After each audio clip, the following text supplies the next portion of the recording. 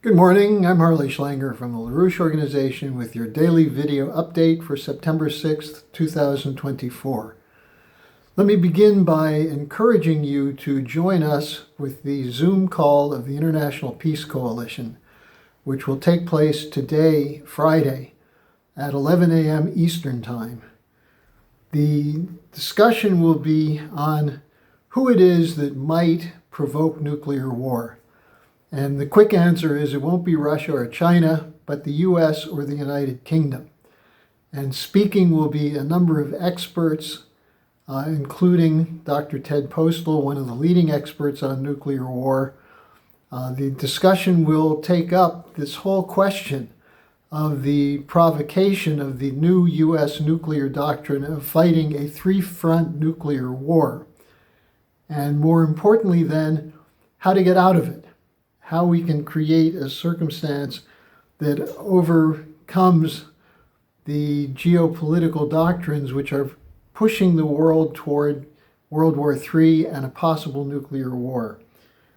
The idea that has to be addressed is how to move to a new strategic and development architecture.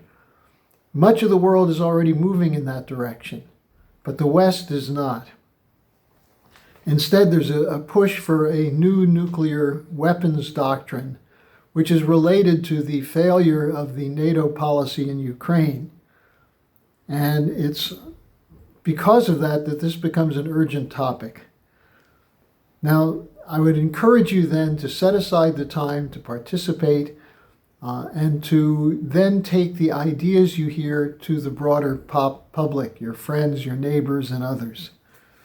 Now, this danger is occurring as there are two major conferences underway for the alternative, that is the new development architecture.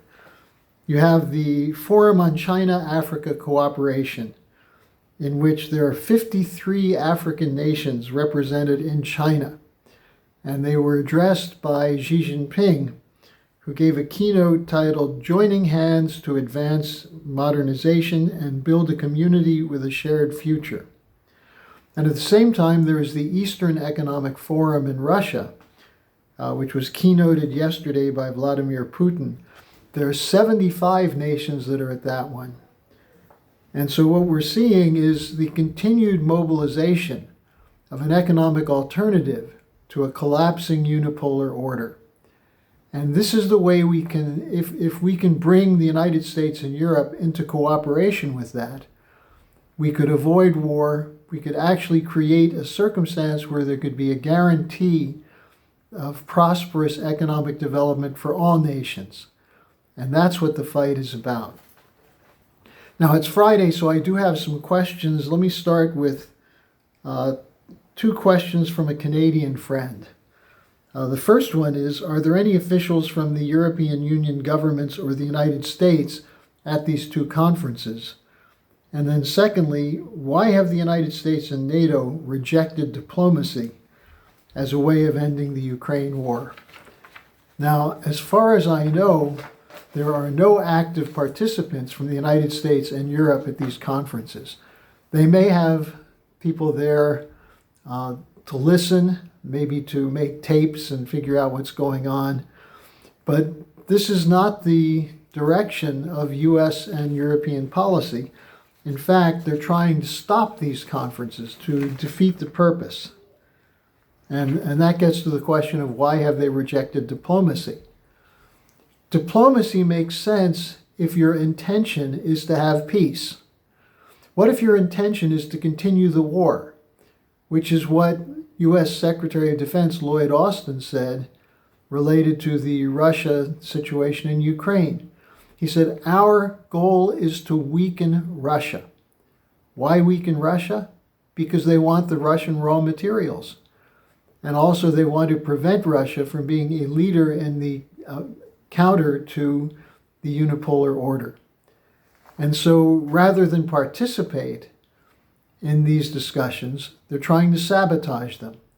And the reason for that is that the oligarchy is dependent on a looting process, a colonial looting process of the developing sector for cheap labor and cheap raw materials, which is threatened if these nations start acting like sovereign nations and work together toward building a fair and just economic development system. And so the idea of this deployment of these weapons into Germany, into Ukraine, the continuation of the Ukraine war, moving the war to the China theater, and so on, that's an attempt to allow for a permanent war to prevent the development of these new alliances committed to universal economic progress. And so it's not a contradiction to see them, on the one side, proclaiming their support for these development projects, and on the other side, sabotaging them through war, through regime change, through sanctions, and so on. And so that's the tragedy of the US-British policy right now, that we're on the wrong side. We're on the side of the colonial forces, when it was the United States that was the first major colonial or anti-colonial rebellion in 1776. So we have to bring the United States back into this idea of rejecting colonialism and instead realizing that it's in our benefit, as well as in the benefit of the nations we're talking to, that we have mutual beneficial relations as opposed to a looting operation. So that's why the U.S. is not participating very much in these things. President Putin has said he would be happy to have the United States join the discussion. Well, let's see if we can make that happen. Now, the other question I have is from Monarule, who's also from Canada, wrote to me saying, "Why are you silent about the August 5th regime change coup in Bangladesh, orchestrated by the State Department's Donald Lu?" And the writer also references to the U.S. role in overthrowing Imran Khan in Pakistan.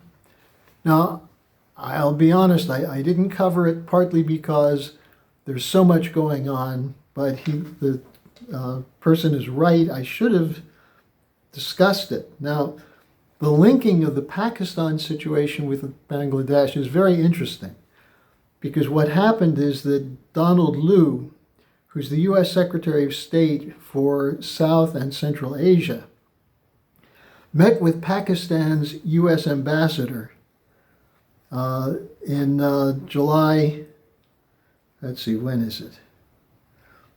Well, in 2022, March 2022, met with the Pakistan ambassador to the United States. This was after Imran Khan had been in Moscow and refused to join the anti-Russian coalition. And this was, of course, after the launching of the special military operation. And the U.S. was trying to push Pakistan to support the West against Russia. Now, Lu told the ambassador that Khan had threatened U.S.-Pakistan relations with his, quote, aggressively neutral position, unquote. And the next day, action began in the Pakistani parliament against Khan.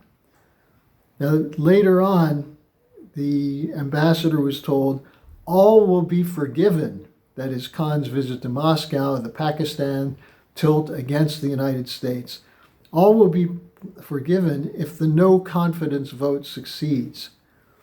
And it did. There was a no confidence vote, there was a gang up, and next thing you know, Khan is out of the office of Prime Minister and into prison.